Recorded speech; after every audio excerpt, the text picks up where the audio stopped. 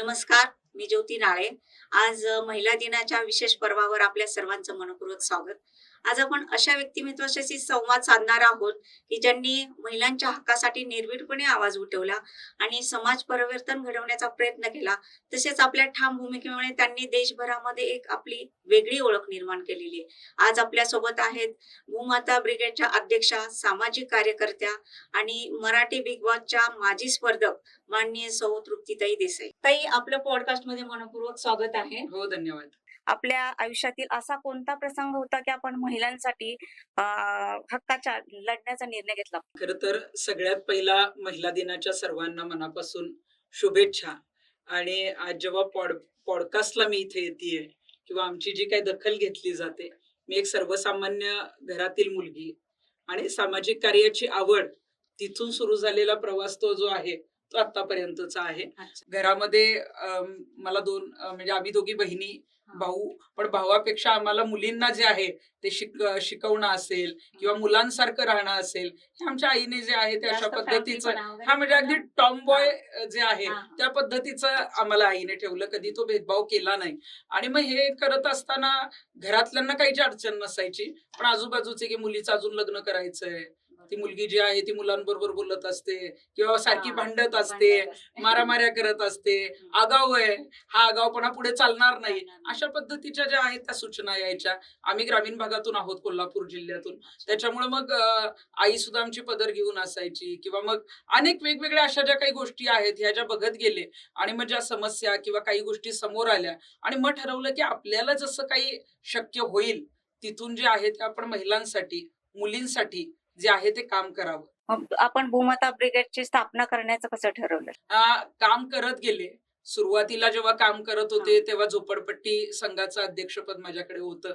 झोपडपट्टीतल्या लोकांसाठी काम केलं. त्यानंतर सहकारी बँकेचा घोटाळा आम्ही 2007ला काढला होता. त्यातून जवळजवळ 29,000 लोकांचे जे आहेत ते पैसे आम्ही मिळवून दिले. आणि त्यावेळेला प्रचंड लोक जी आहेत ती आमच्या बरोबर जोडली गेली. कारण त्यावेळी मग रास्ता रोको आंदोलन असेल, भीक मागो आंदोलन असेल, आमरण उपोषण असेल, हे सगळं जेव्हा आम्ही करत होतो तेव्हा मग त्या बँकेच्या संघर्ष समितीच्या द्वारा आम्ही समिती स्थापन करायचो, आंदोलन करायचो. आंदोलन यशस्वी झालं की मग ती समिती थांबायची. पण आंदोलन वगैरे करत असताना तुम्हाला कोणकोणत्या अडचणींना सामोरे जावं लागलं? नाही, आता काय होतं की आंदोलन आपण करतच असतो. मगाशी तुम्ही जसं म्हणाला की भूमाता ब्रिगेडची स्थापना मग कशी झाली आणि मग समितीचं काम कुठे थांबलं, जिथे आंदोलन यशस्वी झालं. आणि मग आमची जी काही अजित बँक खातेदार संघर्ष समिती होती त्याचं काम तिथं संपलं.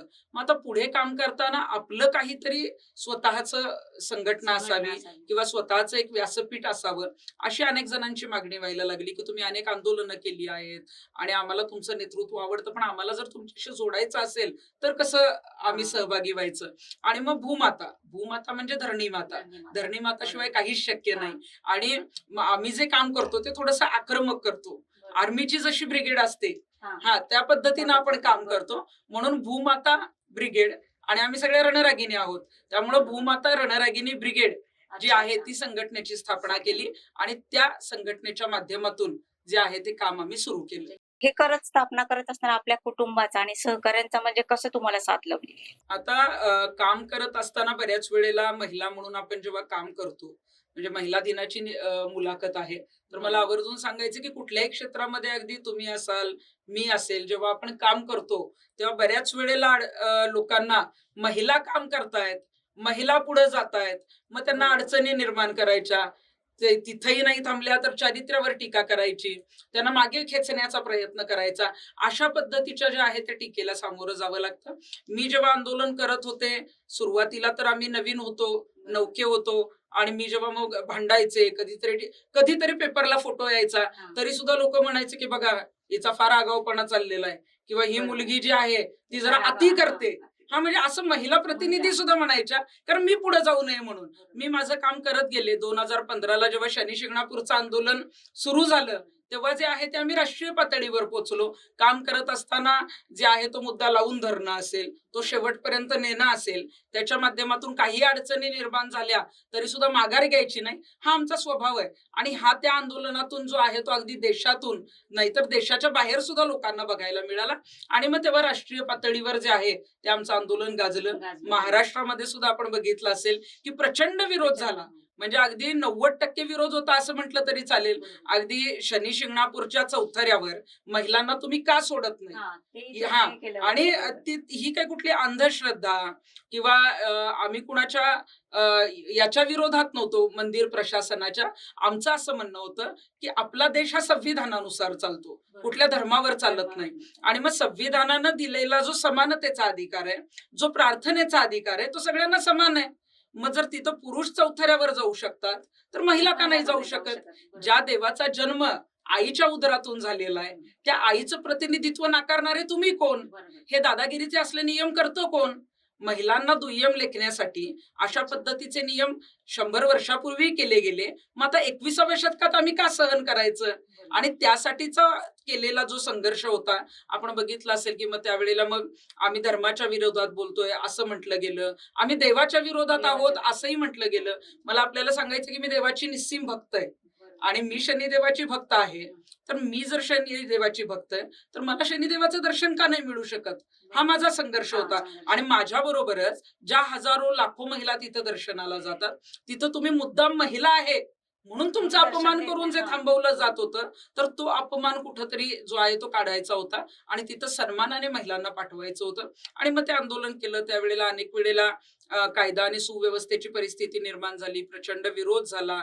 त्यामुळे बऱ्याच वेळेला आम्हाला सुपा बॉर्डरलाच ताब्यात घेतलं जायचं, नगरमध्ये ताब्यात घेतलं जायचं. आमच्या आंदोलनाच्या वेळेला 1 ते सव्वा महिना जवळजवळ 144 कलम संपूर्ण नगर जिल्ह्यामध्ये लागू होतं.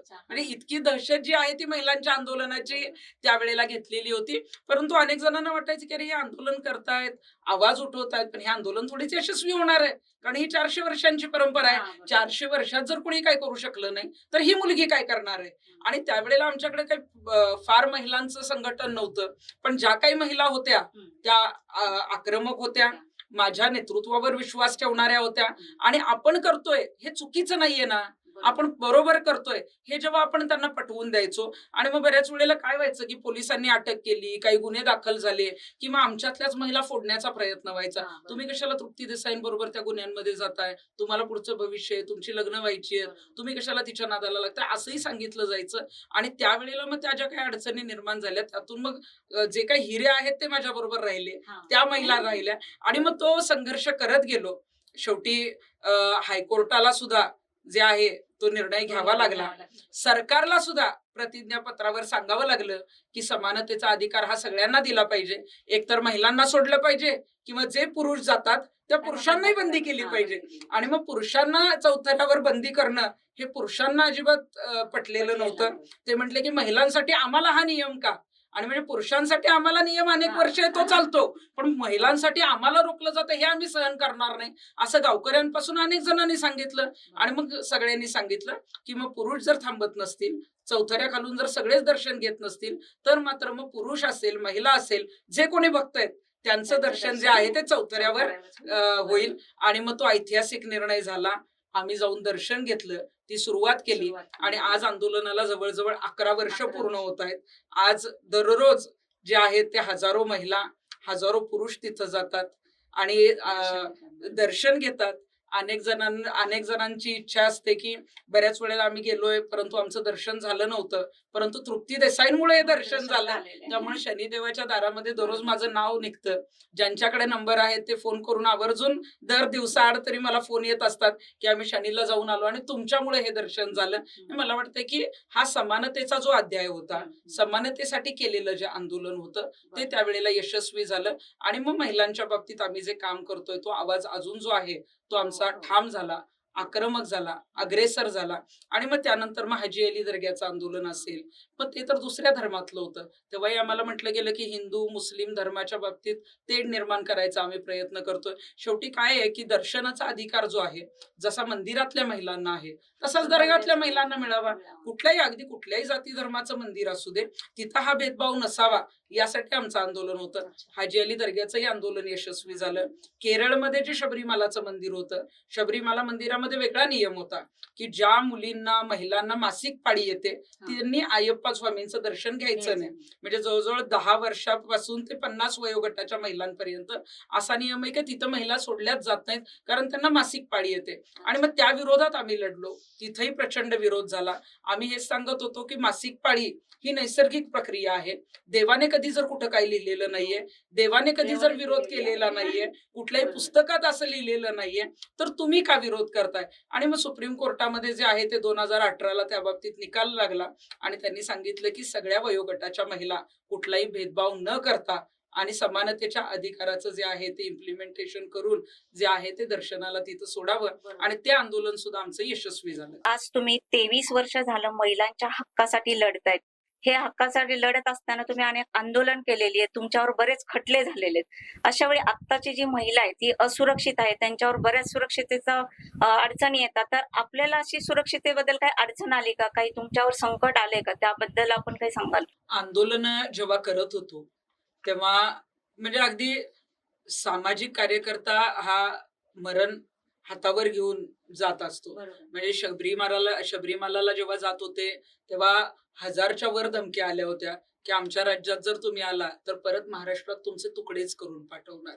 आणि हे जेव्हा मेसेज, म्हणजे माझ्या वडिलांना काही फार मेसेज वगैरे वाचता येत नाहीत, पण त्यांना कुणीतरी सांगितलं की मुलीला तिकडे पाठवू नका, असे असे मेसेज येत आहेत, तिला मारून टाकणार आहे.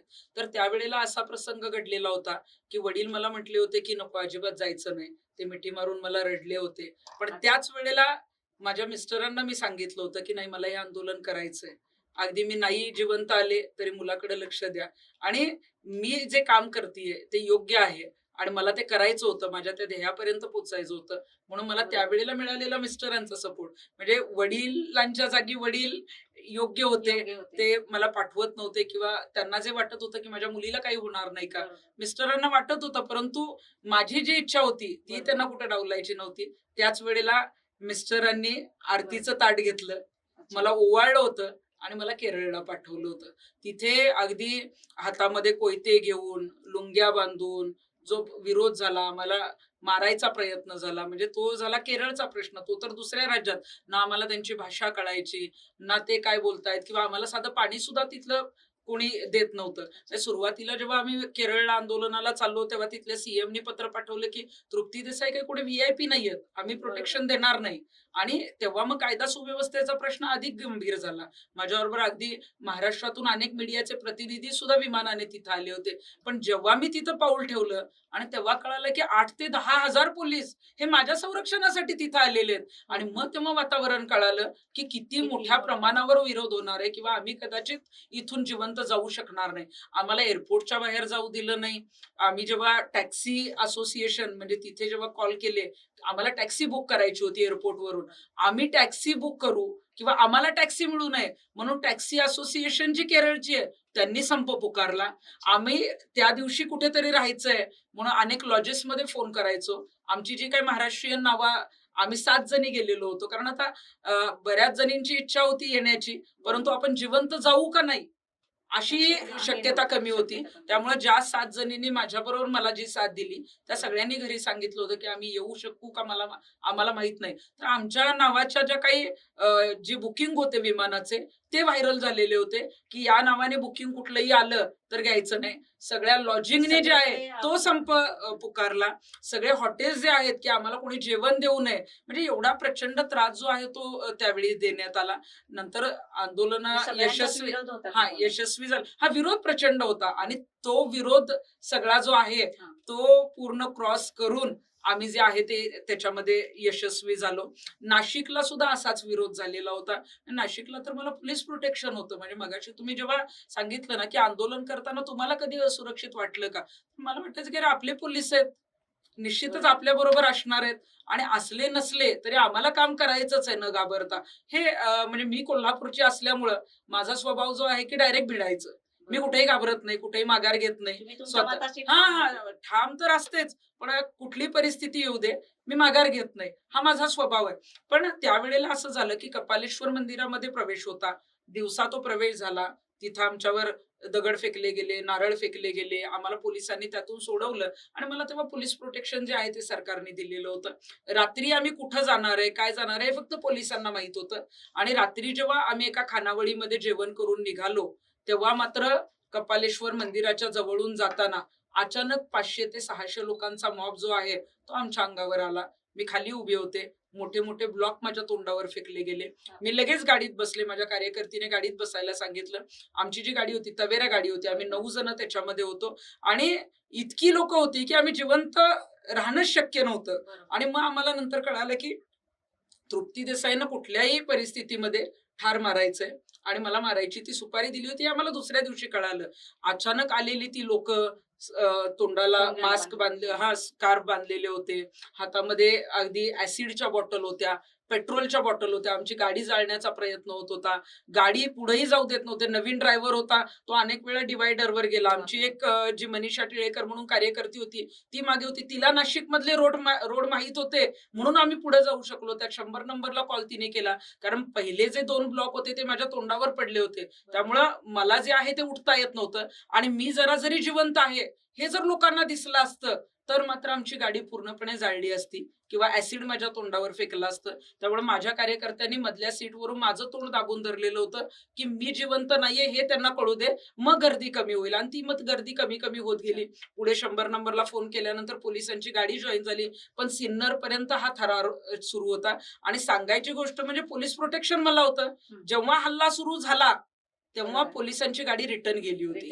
आणि मग त्यानंतर मात्र आता तुम्ही जर बघितलं, बऱ्याच वेळेला लोकांना वाटतं की माझ्याबरोबर बॉडीगार्ड्स असतील, पोलीस असतील. मी तेव्हा नंतर मात्र पोलीस प्रोटेक्शन नाकारलं, कारण मला सर्वसामान्यांपासून धोका नाही, परंतु पोलीस तेव्हा असताना सुद्धा मला हा धोका उत्पन्न झाला होता. पोलीस निघून गेलेले होते आणि पुढे काय होईल काही सांगता येत नव्हतं. नाशिकच्या त्या हल्ल्यामध्ये आम्ही आमचं मरण बघितलं, तिथं आमचा पुनर्जन्म झाला.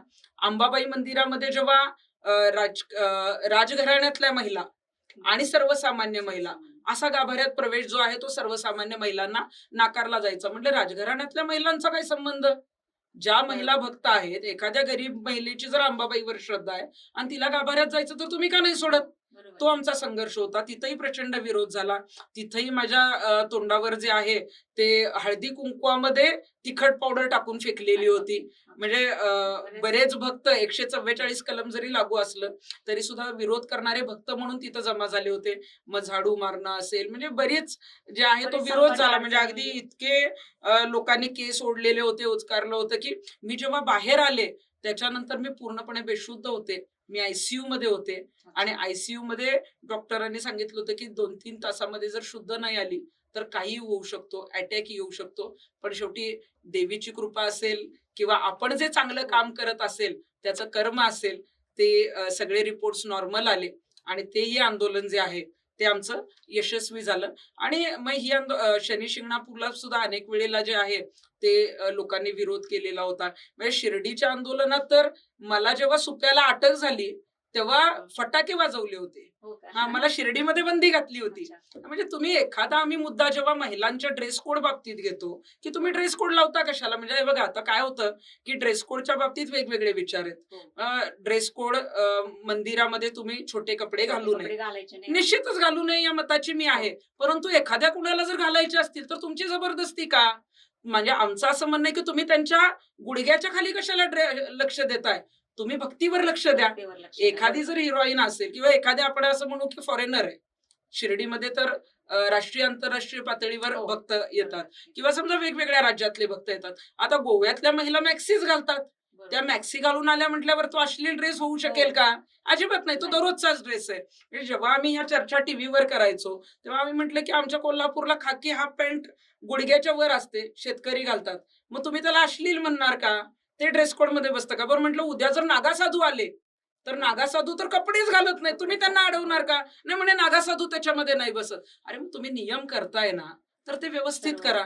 तुम्ही कुठलाही भेदभाव बाळगू नका. आणि मंदिरामध्ये जाताना आपण कशा पद्धतीनं जावं हे खूप चांगल्या पद्धतीने भक्तांना कळतं. तुम्ही शिकवायची अजिबातच गरज नाहीये.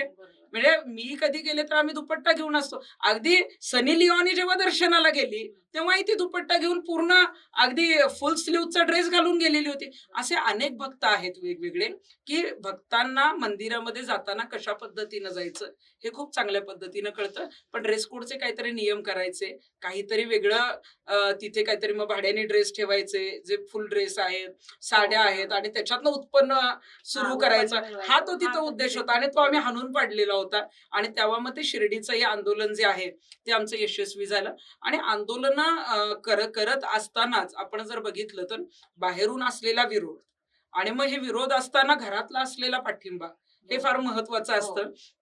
कारण त्यावेळेला सोशल मीडिया, तुमच्या व्हॉट्सअप ग्रुपवर म्हणजे माझ्या ओळखीच्या मैत्रिणी आणि ओळखीचे लोक सुद्धा माझ्या विरोधातले मेसेज जे आहेत ते त्यावेळेला फॉरवर्ड करत होते, कारण माझ्या विरोधात वातावरण होतं. आणि हे वातावरण असताना घरातला जो सपोर्ट होता, म्हणजे माझ्याविषयी चारित्र्य हनन करणाऱ्या काही पोस्ट होत्या. आणि मी जेव्हा माझ्या मिस्टरांना म्हणाले की हे काय आहे, म्हणजे हे अशा पद्धतीनं फिरतंय, मी तर तशी नाहीये, आपण खूप चांगल्या घरातले लोक आहोत. तर ते म्हटले, तू कशाला लक्ष देतेय, तुझं लग्न माझ्या बरोबर झालंय ना, तुझं लक्ष आता चौथऱ्यावर राहू दे, तुझं आंदोलनाकडे लक्ष राहू दे.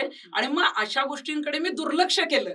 ज्या घाणेरड्या कमेंट यायच्या, ज्या शिव्या यायच्या, मी पूर्णपणे दुर्लक्ष केलं. आपल्याला जे ध्येय गाठायचंय ना त्या ध्येयाकडे बघायचं. आणि मग त्यावेळी घरचा असणारा सपोर्ट, मग माझ्या सासरचा असेल, माहेरचा असेल, सगळ्यांनी मला प्रचंड साथ दिली. आणि घरच्यांची साथ होती, त्यामुळे मग मला कुणाला काही घाबरायची गरज नव्हती. आपण योग्य करतोय, आपण संविधानाला धरून करतोय. संविधानाने दिलेले अधिकार जे आहेत ते 21व्या शतकामध्ये जर आपल्याला मिळत नसतील तर त्यासाठी लढलं पाहिजे, झगडलं पाहिजे, त्याची अंमलबजावणी केली पाहिजे. आपण अहिल्यादेवींचा जो आहे तो इतिहास ऐकतो, आपण सावित्रीमाईंना अभिवादन करतो, आपण जिजाऊंसारखं लढलं पाहिजे असं भाषणात म्हणतो. परंतु मग ते नुसतंच बोलणं उपयोग नाहीये, आपण त्या पद्धतीचं काम केलं पाहिजे. आणि मग त्यासाठी काही करायची गरज लागली तरी चालेल. आणि मग त्या पद्धतीनं लढत गेलो. ते लढत असतानाच जशी टीका झाली तसं आंदोलन यशस्वी झाल्यावर अभिनंदनही झालं. राज्यभरात जे आहे त्या अनेक ठिकाणी आमचा सन्मान झाला.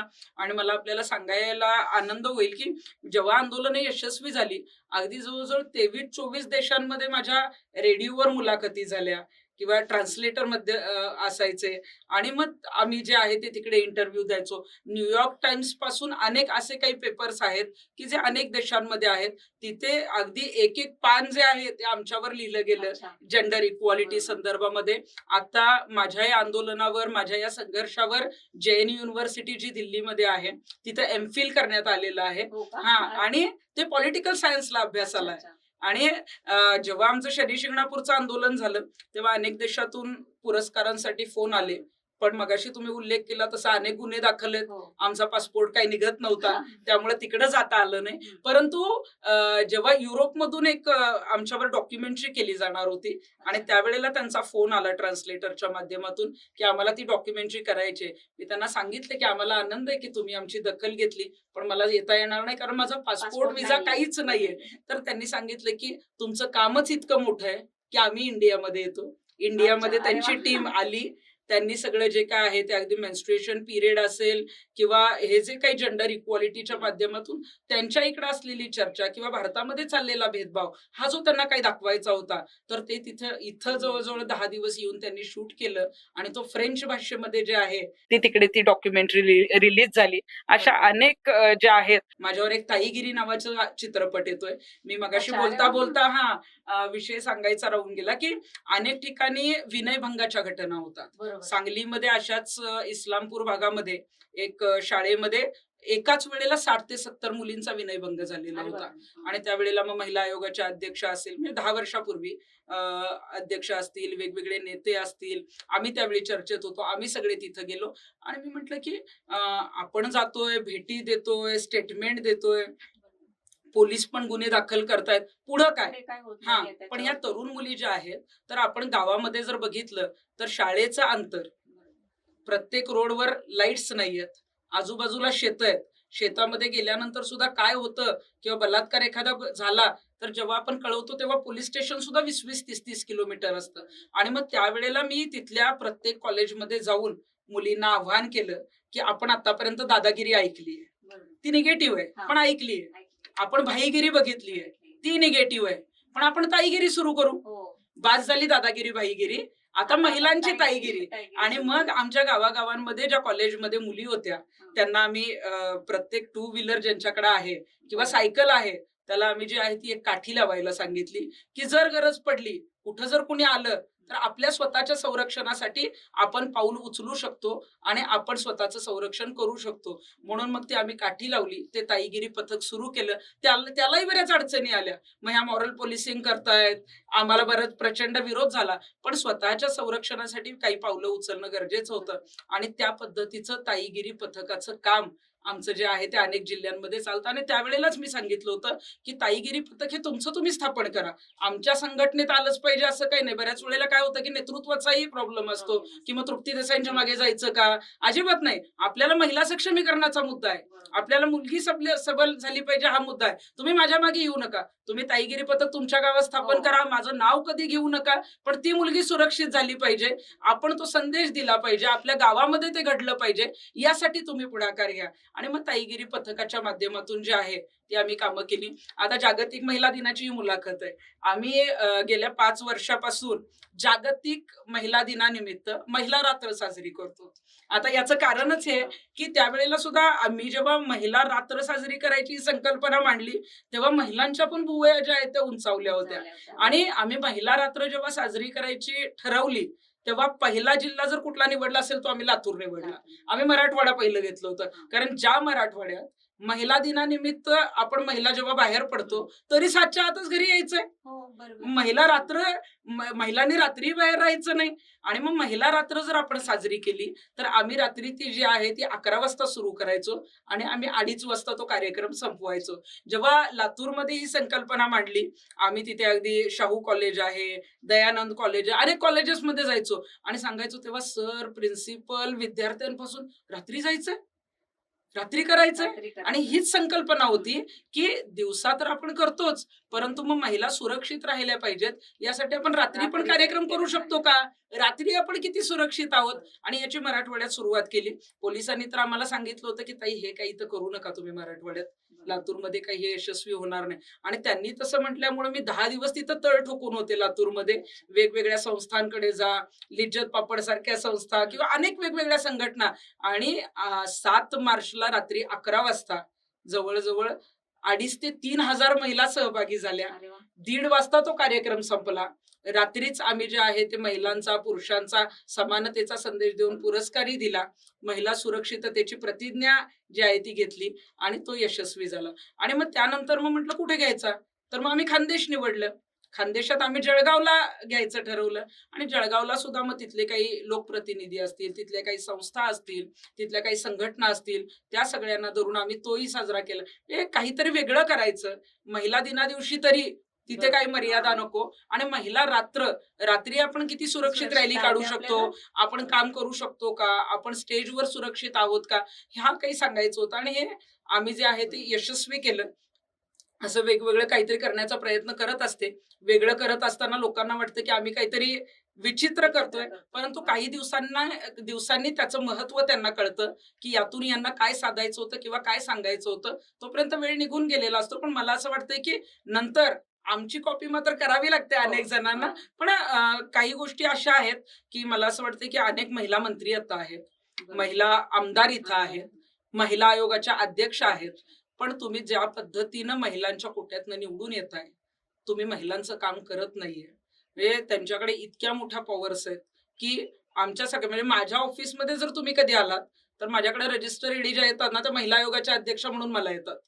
हा, म्हणजे तुम्ही काम असं करा की आज तुमच्याकडे यंत्रणा आहे. आज आम्ही साधं काम करतोय, सामाजिक काम करतोय, पण महिलांचं काम करतोय, तर लोकांना वाटतं आम्हीच महिला आयोगाच्या अध्यक्ष आहे. पण मग ज्यांच्याकडे महिला आयोगाचं अध्यक्षपद आहे ना, तुम्ही त्या पद्धतीनं काम करा. त्या पद्धतीनं प्रत्येक तालुक्यामध्ये, प्रत्येक जिल्ह्यांमध्ये महिलांचं नेटवर्क स्थापन करा.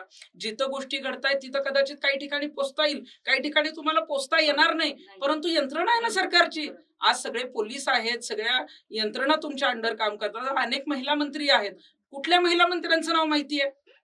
मी एक सामाजिक क्षेत्रात आहे, मला काही महिला मंत्र्यांची नावं तरी माहिती आहेत.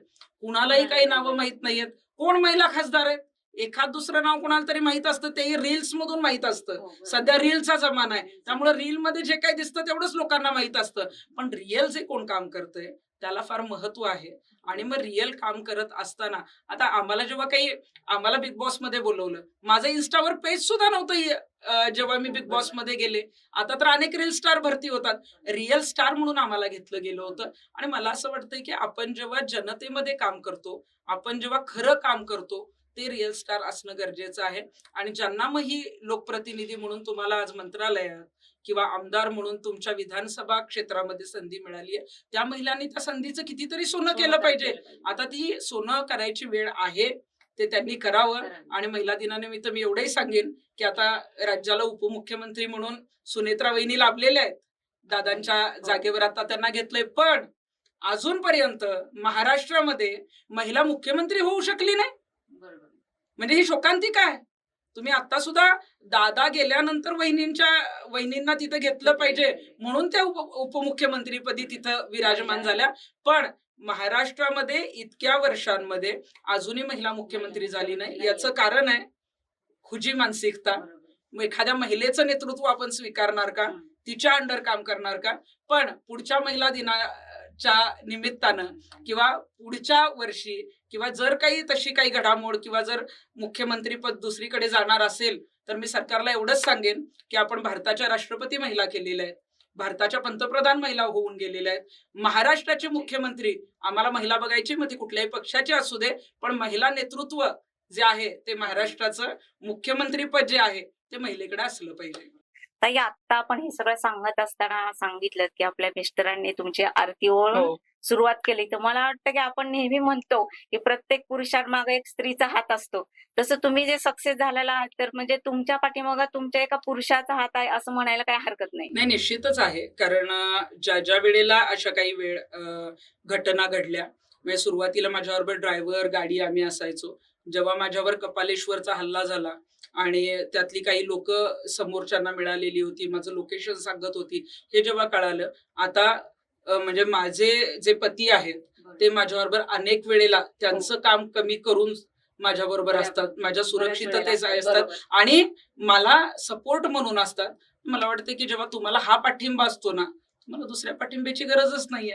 तुमच्या घरातून जेव्हा पाठिंबा मिळतो, तुम्ही सगळं काही करायला तयार असता. म्हणजे त्यांना माहितीये की तृप्ती जे काम करते ते खूप चांगलं काम करते. आणि मी अनेक वेळेला बोलता बोलता असंही म्हणते की मी जिवंत येईल का मला माहित नाही, मी किती दिवस जिवंत आहे मला माहित नाही, पण मी जे काम करतेय ते तुमच्या सगळ्यांच्या सपोर्टमुळे करते. आणि ह्या सगळ्या गोष्टींना त्यांचा पाठिंबा आहे. कारण आपण जे काम करत आलो त्याचा एक आदर्श घेतला गेला, लोक त्याला फॉलो करतात. आणि म्हणून माझ्याकडून काही चुकीचं कधी होऊ नये यासाठी पण मी जे आहे ते मी म्हणजे खूप सांभाळून हे करत असते. आता जरी बिग बॉस नंतर आल्यानंतर तर आम्ही सेलिब्रिटी झालो, पण सेलिब्रिटी झाल्यानंतर सुद्धा आपण जमिनीवर असलं पाहिजे. आपण जर बघितलं की मगाशी जेव्हा तुम्ही बिग बॉसचा विषय घेतला, तर म्हणजे आता मी बिग बॉसच्या घरातून येऊन जवळजवळ 3-3.5 वर्ष झाली, परंतु अजूनही कुठल्याही चौकात उभी राहिले, गाडी सिग्नलला उभी राहिली, बिल्डिंगच्या बाहेर जरी उभी राहिले, कुठल्या कार्यक्रमात गेले तर सेल्फीला, व्हिडिओला लोकांच्या इतक्या ज्या आहेत त्या. आणि खूप छान वाटतं की एखादा सामाजिक कार्यकर्ता जो तळागाळात काम करत होता, ज्याला प्रचंड ट्रोलिंग झालं, तेव्हा असं वाटत होतं की अरे, हे आपण काम करतोय ते चुकीचं आहे का? आपण चांगलं करून सुद्धा आम्हाला काय ठार मारण्याचा प्रयत्न केला. पण आपण म्हणतो की काही गोष्टी ज्या होतात त्या चांगल्यासाठी होतात. आणि काही दिवसांनी जे आहे ते आपल्याला कळतं की जो संघर्ष आपण केला त्याचं कुठंतरी फळ मिळतंय. आणि दररोज मी ते सध्या लाईव्ह जगतीये. मी साधीच राहते, परंतु लोकांना मी आवडते. लोक सेल्फी काढतात, लोक माझ्याविषयी बोलतात, मी स्वतःहून बोलते, सगळ्यांच्याकडे जाते, त्यामुळे लोकांना आवडते. म्हणजे माझ्या स्वभावामुळं अगदी कुणाला नसतील इतके कार्यक्रम मला असतात. आणि मला वाटतं की जाता जाता घेऊन काय जायचंय? तुम्ही तुमचा पैसा नाही घेऊन जाऊ शकत. तुमचा स्वभाव, तुम्ही कसे आहात याला फार महत्व आहे, तुमच्या माणुसकीला फार महत्व आहे, तुमचं सामाजिक भान असणं फार महत्वाचं आहे. आणि तेच आपल्याला घेऊन जायचं आहे. आणि तेच प्रचंड प्रेम लोकांकडून मिळतं. आणि म्हणून मग मी म्हटलं की आपण जेव्हा सत्यासाठी लढतो ना, तेव्हा यशस्वी होत असतो. अडथळे येतात, प्रयत्न करत राहायचे, कुठेही माघार घ्यायची नाही. लवकरच तो दिवस असा असतो की जे आपण यशस्वी होतो. म्हणजे मला आपल्याला सांगायचं की सत्य परेशान हो सकता है लेकिन पराजित नाही. आजच्या घडीला सर्वात मोठ्या समस्या कुठल्या आहेत महिलांच्या आपल्या दृष्टीने? आता आपण जर बघितलं तर महिलांच्या बाबतीत आपण सध्या बलात्काराचं प्रकरण जास्त वाढतंय. सगळ्यात महत्वाची समस्या ही असुरक्षितता. हा म्हणजे कुठेही गेलं तर आता सध्या महिला भयभीत असतात.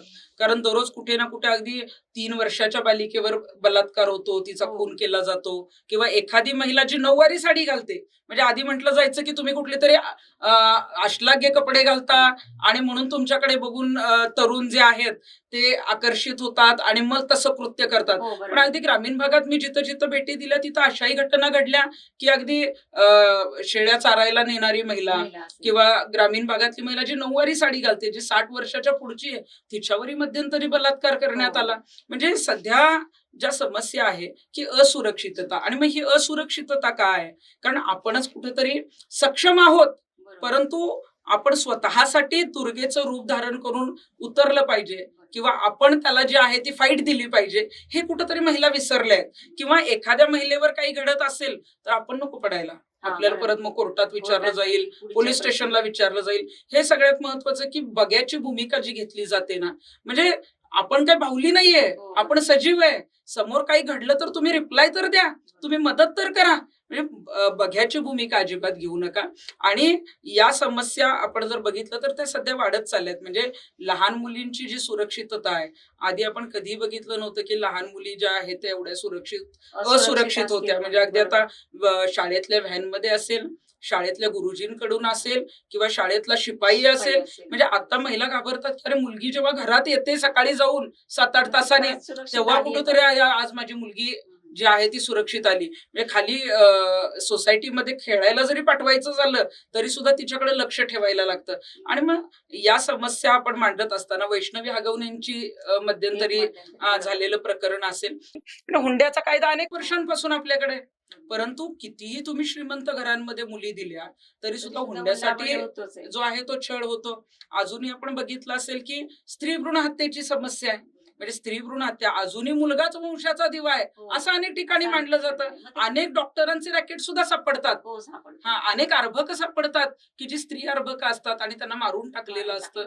आणि हे 21व्या शतकात बघताना खूप वाईट वाटतं की मुली एवढ्या म्हणजे अगदी स्पोर्ट्स असेल सगळ्याच क्षेत्रामध्ये बरोबरीने काम करतायत. आणि तुम्हाला अजूनही मुलगाच वंशाचा दिवा आहे असं वाटतं, किंवा मुलींना अजूनही तुम्ही प्राधान्य देत नाही किंवा तिला कुठंतरी कमीपणा जे आहे ते देण्याचं काम करतात. अशा अनेक समस्या आहेत की ज्याच्यामध्ये काम केलं पाहिजे. बलात्काराची जी समस्या आहे, म्हणजे मला आपल्याला सांगायचंय की काही राज्यांमध्ये जे आहे ती दारूबंदी झालेली आहे. सगळ्यात महत्वाची महिलांची कुठली मागणी असेल, मी ग्रामीण भागात तळागाळात जात असते, ग्रामीण भागातली एकच मागणी असते की ताई दारूबंदी करा. आम्ही मध्यंतरी दारूबंदीसाठी खूप फिरलो, राज्यामध्ये अनेक जिल्ह्यांमध्ये आम्ही फिरलो, पण दारूचे गुत्तेदार, दारूचे दुकानदार इतके पैसेवाले असतात, आम्हालाच बदनाम करायला रस्त्यावर उतरायचे, आम्हालाच जे आहे ती हे आंदोलन कसं पुढे जाणार नाही यासाठी जे आहे ते प्रयत्न करायचे. आम्ही अजूनही ते काम करतोय. पण ग्रामीण भागातली सगळ्यात जी समस्या आहे ती आहे की दारूबंदीची. ग्रामीण भागातल्या समस्या आणि शहरी भागातल्या समस्यांमध्ये काय फरक आहे? प्रचंड फरक आहे. म्हणजे ग्रामीण भागातल्या महिलांना मूलभूत गरजा सुद्धा दररोज मिळत नाहीत, आणि आपल्या इथं मात्र मला कुठली 2 व्हीलर पाहिजे, मला कुठलं फास्ट फूड पाहिजे, किंवा याच्यावरून आपली जी आहे ती भांडणं इथं शहरामध्ये आहेत. पण ग्रामीण भागामध्ये जर आपण बघितलं तर दररोज लुगडं घालायला नसतं. अगदी ज्या पाणी जे आहे आपण बघतो 1-1, 2-2 किलोमीटर बायका अजूनही हंडे घेऊन जातात. अजून जिथं दुष्काळ आहे तिथं तेही पाणी मिळत नाही. स्वतःच्या जीवावर उदार होऊन विहिरीमध्ये उतरायला लागतं. आपण आता उन्हाळ्यात अनेक व्हिडिओ तुम्ही टीव्हीला बघत असाल की अगदी ते पाणी आपल्या इथं आंघोळीला आपण फ्लशला जवळजवळ 5 जे आहे ते लिटर पाणी फ्लश करतो, पण तिथे 1 लिटर पाणी जरी ग्रामीण भागात पाहिजे असेल तर महिलेला 1-1.5 किलोमीटर जावं लागतं, विहिरीतनं पाणी काढावं लागतं, ते घरी आणावं लागतं, आणि तेही जे आहे ते खूप सांभाळून जे आहे ते म्हणजे सगळं नियोजन करावं लागतं. अशा वेगळ्या समस्या आहेत. म्हणजे ग्रामीण भागात तुम्ही जर शेतावर गेलात तरच तुमचं दररोजचं घर चालतं, तुम्हाला जायलाच लागतं. सकाळी स्वयंपाक बनवायचा, सकाळी उठायचं, डबे घ्यायचे, आणि जे शेतावर जायचं ते संध्याकाळीच यायचं. त्यामुळं शहरी भागात काय चाललंय म्हणजे इथं आपण अनेक गोष्टी ज्या आहेत त्या ब्रेकिंग न्यूज आणि सोशल मीडियावर बघत असतो ना. त्या महिलांना सोशल मीडिया माहित असते ना आता काय चाललंय ते माहित नसतं, कारण दररोजच्या जगण्याचीच भ्रांत आहे. दररोज आपण जर काम केलं तरच संध्याकाळी घरात खायला मिळणार आहे. हा, या पद्धतीचा समाज जो आहे तो ग्रामीण भागामध्ये आहे.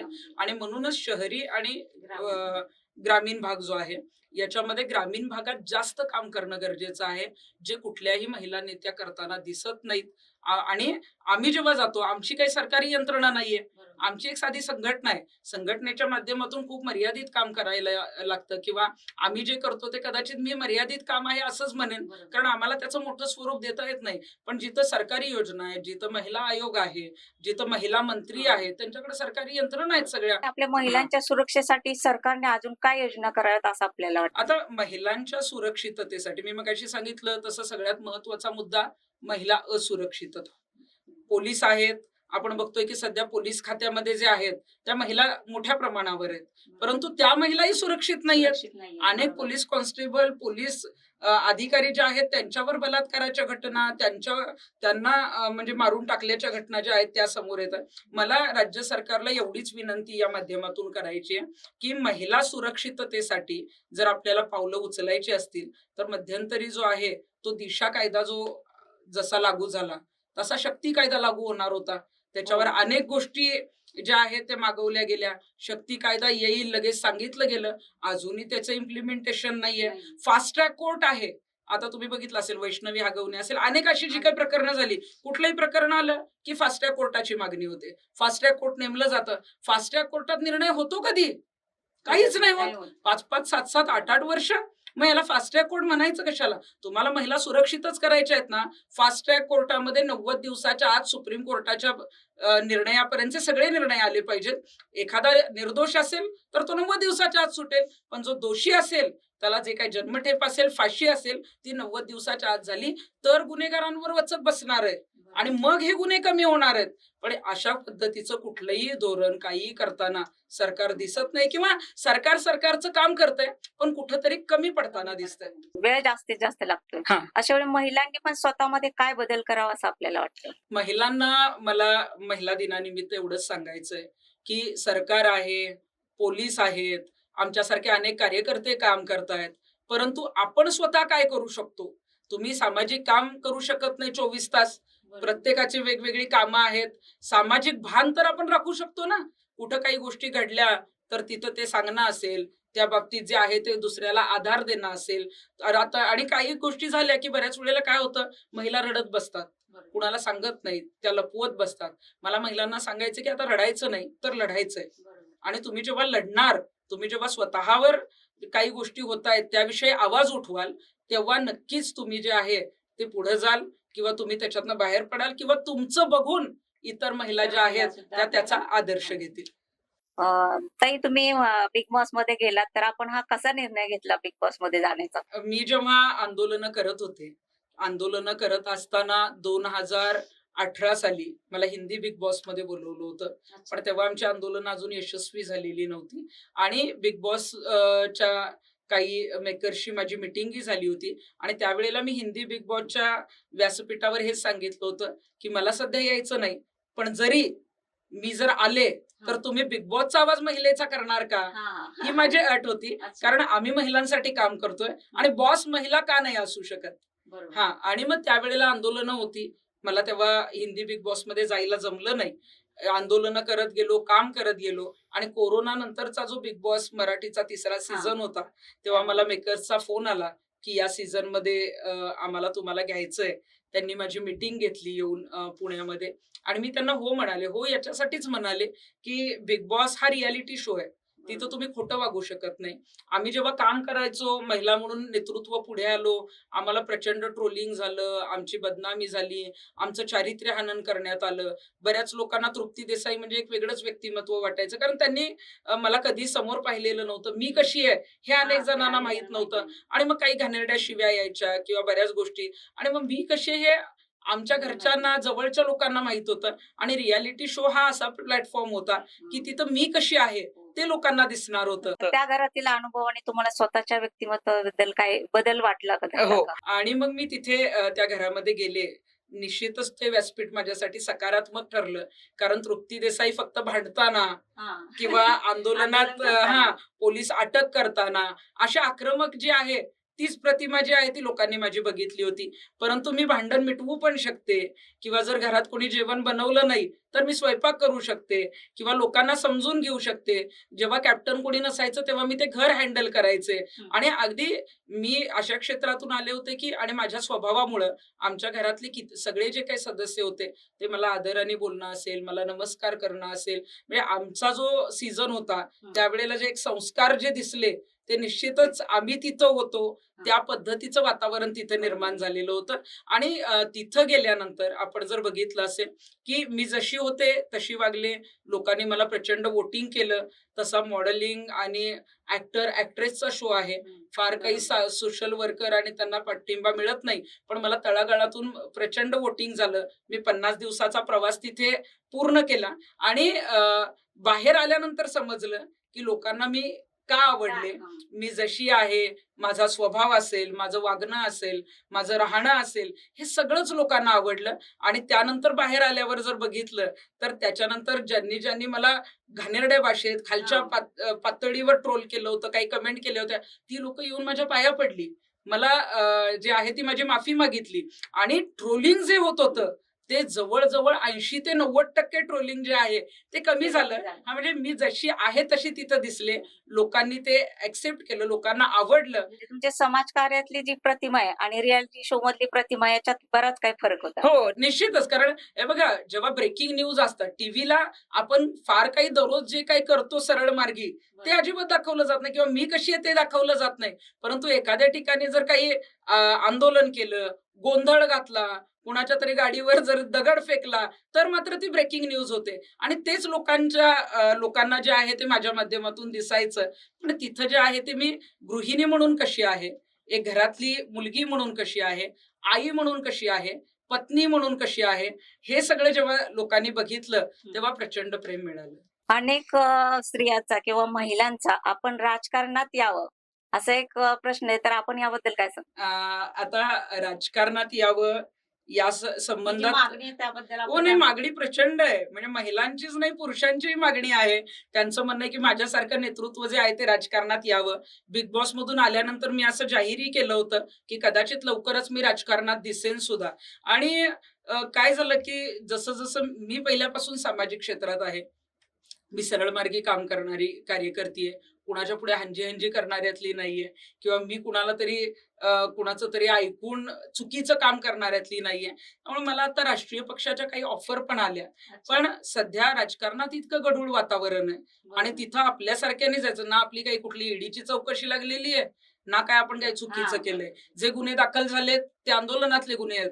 त्यामुळे त्याचा जो काही निकाल येईल तो कदाचित आमच्या बाजूने येईल, आमच्या विरोधात जाईल. त्या सगळ्याला सामोरं जायची तयारी आहे. परंतु अशा वातावरणात आपण जर गेलो तर तिथं मात्र ज्या पद्धतीचं आता राजकारण सुरू आहे, म्हणजे कुठला पक्ष कुठल्या पक्षात जातो, कुठल्या पक्षातील कार्यकर्ते ह्या महिन्यात इकडे असतात तर त्या महिन्यात तिकडे असतात, आणि तो टॅग मला नकोय. त्यामुळं राजकारणात लोकांच्या कल्याणासाठी यायचंच आहे. तरी फक्त सुद्धा राजकारणात आल्यानंतर आपण कुठल्या मुद्द्यांवर जास्तीत जास्त भर द्याल? बघा, राजकारणात आल्यानंतर सगळ्यात महत्वाचा महिला सक्षमीकरणाचाच मुद्दा आहे. महिला सबलीकरणाचा मुद्दा आहे. मगाशी जसं सांगितलं की हुंडाबंदीची जी चळवळ आहे, स्त्री भ्रूण हत्ये संदर्भातली जी चळवळ आहे, महिला सुरक्षितते बाबतीतली जी चळवळ आहे, ती मला तळागाळापर्यंत न्यायची आहे. आणि तळागाळापर्यंत म्हणजे अगदी आता आम्ही शहरामध्ये जर 10 लोक आलो आणि आंदोलन केलं आणि ते टीव्हीला आलं म्हणजे आपण सगळं काय करतोय असं नाहीये. जिथं ह्या समस्या महिलांना भेडसावत आहेत त्या ग्रामीण भागामध्ये जाऊन त्यांचे जे निरसन करणं याला फार महत्व आहे. आणि राजकारणात गेल्यानंतर सगळ्यात पहिला जे आहे ते जिथं गरज आहे तिथं जाऊन आपण ते काम करणं याला प्राधान्य असेल. ओके, ठीक आहे. आपलं म्हणणं आहे की आत्ताचं राजकारण चांगलं नाही तर कुठल्याही पक्षात जाणं होत नाही. मग आपण काय महिलांसाठी स्वतःचं काही असं राजकीय व्यासपीठ निर्माण करणार आहे का? या बाबतीत पण बऱ्याच वेळा विचारलं जातं. राजकीय व्यासपीठ निश्चितच उभं करू शकतो आपण, परंतु आता सध्या आपण बघितलं असेल की सगळं पैशावर चालतं. राजकीय व्यासपीठ जर उभं करायचं झालं तर आज आपल्या इकडचे अनेक जे काही जिल्हे आहेत तिथं फिरणं असेल, गाड्या असेल किंवा जे काही सगळं असेल, इतकं आर्थिक पाठबळ जे आहे ते आमच्याकडे नाही किंवा पाठबळ चांगल्या लोकांना कोणी देणार नाही. त्यामुळं राजकारणात जायचं का तसं व्यासपीठ निर्माण करायचं की उभं करायचं हे अजून विचार केलेला नाही. पण निश्चितच काही ज्या गोष्टी अनेक जणांकडून होत नाहीयेत त्या आपल्याकडून होऊ शकतात आणि म्हणूनच राजकारणात काही महिन्यांनी जे आहे ती मी कदाचित महिलांचा जाण्याचा हट्ट हा तुम्ही पूर्ण करणार हो हो महिलांचा हट्ट पूर्ण करावा लागेल. कारण जिथं जिथं जाते तिथं तिथं त्यांचं म्हणणं असतं की ताई तुम्ही राजकारणात असलं पाहिजे, आम्हाला तुम्ही तिथं दिसलं पाहिजे, तुमच्या माध्यमातून आमची अनेक कामं मार्गी लागू शकतात आणि मला वाटतं की तो हट्ट पूर्ण करावा लागेल. ताई, आज महिला दिनाच्या निमित्ताने आपण सगळ्या महिलांना काय सांगू इच्छित? महिलांना मला हेच सांगायचंय की आपण जेव्हा काम करतो कुठल्याही क्षेत्रामध्ये, अगदी मी ग्रामीण भागात किंवा कुठेही गेले तर विचारते की तुम्ही काय करता? एखादी म्हणते नाही मी घरीच असते, गृहिणी आहे. गृहिणी हे सगळ्यात मोठं काम आहे. बरोबर. तुम्ही 24 तास काम करता, अगदी बाहेर गेल्यानंतर 7 ते 8 तासाचा पगार मिळतो, पण 24 तासाचा पगार आपल्याला मिळत नाही. आपण मनापासून काम करत असतो. अगदी स्वयंपाक करणं असेल, मुलांना सांभाळणं असेल, हे सगळं काम करणारी गृहिणी सुद्धा तितकीच सक्षम आहे. आणि महिलांना मला महिला दिनानिमित्त एवढंच सांगायचंय की कुठेही काही घडलं तर बघ्याची भूमिका घेऊ नका. दुर्गेचं रूप धारण करून तुम्ही रस्त्यावर उतरणं गरजेचं आहे. कुठली गोष्ट काही घडत असेल तर तिथं घाबरून राहण्यापेक्षा, रडण्यापेक्षा तुम्ही तिथं लढणं गरजेचं आहे. तिथं तुम्ही आवाज उठवणं गरजेचं आहे. आणि महिला म्हणून जेव्हा आपण पुढे चाललेलो आहोत, हे 21वे शतक आहे. इथं महिला असेल किंवा पुरुष असेल असा कुठलाही भेदभाव नाही. परंतु महिलांनाच अनेक वेळेला वाटतं की अरे हा अधिकार आपल्यासाठी नाहीच आहे, हे पुरुषांचं काम आहे किंवा हे पुरुषांनी करायचंय. पण आपण सगळं काही करू शकतो, आपण सगळं करू शकतो हे जेव्हा महिलांना कळेल तेव्हा महिला ज्या आहेत त्या मनमोकळेपणे पुढे ज्या येतील आणि काम करू शकतील. त्यामुळं आपण हे करू शकतो. आपल्याला कुणी काही म्हणू दे, जो पुढे जात असतो त्याच्यावरच टीका होत असते. महिला जेव्हा पुढे जात असतात, मी महिलांना आवर्जून सांगेन, त्यांना हे अनुभव पण आलेले असतील की त्या पुढे जाताना त्यांना त्रास होतो आणि मग परत माघारी येतात आणि मग कुठंतरी मग त्या घरी शांत बसतात. पण तुम्ही पुढे चाललाय म्हणून तुम्हाला जी आहे ती तुमच्यावर टीका होते. त्यामुळे अजून पुढे जा आणि जे टीका करतायत त्यांना तुमचं स्थान जे आहे ते दाखवा आणि असंच पुढे जाऊन आपल्याला प्रगती करायची आहे. भारत महासत्ता होणार आहे. आपल्या इथं महिला सक्षमीकरणाची ही जी चळवळ आहे, ही जर पूर्णपणे आपल्याला जी आहे ती बदलायची आहे किंवा पुढे न्यायची असेल तर प्रत्येक घरातली महिला सक्षम झाली पाहिजे आणि त्याची सुरुवात ही तुमच्या आणि माझ्यापासून झाली पाहिजे. ताई, तरुण मुलींनी करिअर आणि समाजकारण याच्यामध्ये संतुलन कसं साधावं? बघा, आता 21व्या शतकामधल्या तरुणी आपण जर बघितलं तर प्रचंड पगार आहेत त्यांना, बरोबर. करिअर कडे खूप चांगलं लक्ष देत आहेत, करिअर करतायत, पण सामाजिक भानच नाहीये त्यांना. त्यांना तृप्ती देसाई माहित असतात बरोबर. ना, महाराष्ट्राचे मुख्यमंत्री माहित असतात.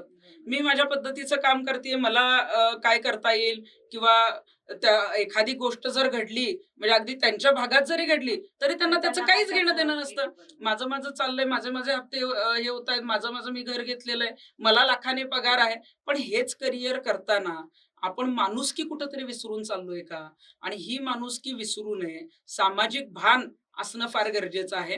सामाजिक भान जर असेल तर उद्या तुमच्यावर काही झालं तर निश्चितच त्या समाजातला एखादा घटक तो तुमच्या मदतीला येणार आहे. त्यामुळे करिअर निश्चितच करा, तुम्ही सगळ्या नक्की पुढे जा, पण सामाजिक भान आणि माणुसकी असणं हे आत्ताच्या तरुण मुलांकडे आणि मुलींकडे असणं फार गरजेचं आहे. ताई, पुढील 5 वर्षामध्ये भूमाता ब्रिगेडची काय हे असेल, भूमिका काय असेल?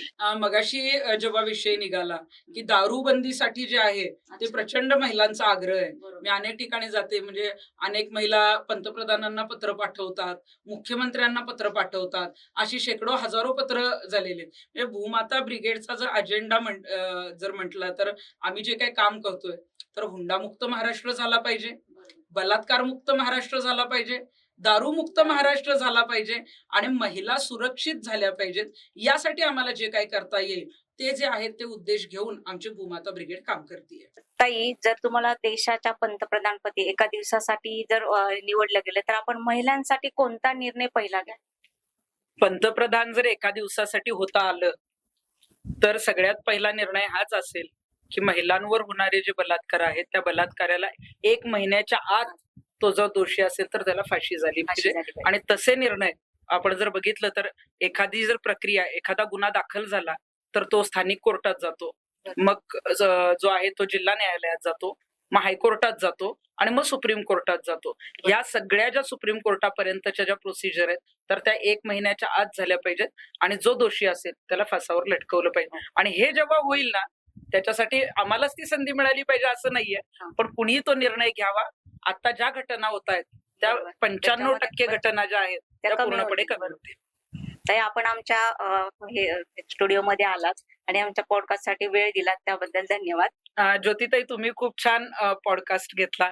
अनेक जे पैलू आहेत म्हणजे अनेक प्रश्न ज्या पॉडकास्ट मध्ये मला विचारले गेले नव्हते तेही तुम्ही विचारले.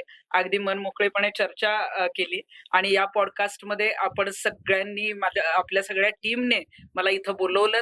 जागतिक महिला दिनानिमित्त माझे जे विचार आहेत ते मांडण्याची संधी दिली त्याबद्दल आपले मनापासून आभार. अच्छा.